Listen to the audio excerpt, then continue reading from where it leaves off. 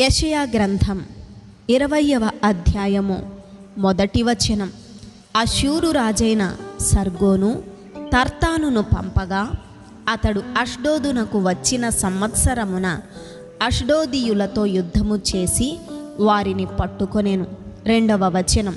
ఆ కాలమున యెహోవా ఆమోజు కుమారుడైన యెషయా ద్వారా ఈలాగు సెలవిచ్చెను, నీవు పోయి నీ నడుము మీది గోనెపట్ట విప్పి నీ పాదముల నుండి జోళ్ళు తీసివేయుము. అతడాలాగు చేసి దిగంబరి అయి జోళ్ళు లేకయే నడుచుచుండగా 3వ వచనం.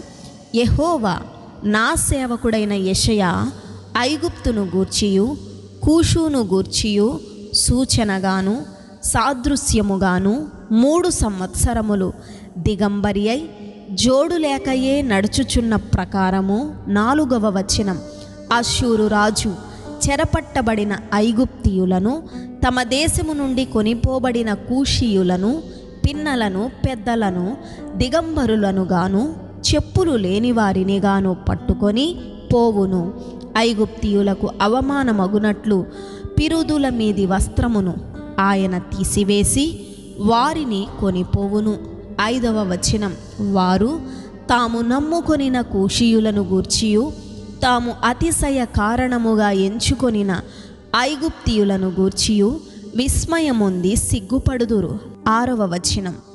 ఆ దినమున సముద్ర తీర నివాసులు అష్షూరు రాజు చేతిలో నుండి విడిపింపబడవలెనని సహాయము కొరకు మనము పారిపోయి ఆశ్రయించిన వారికి ఈలాగు సంభవించినదే, మనమెట్లు తప్పించుకొనగలమని చెప్పుకొందురు.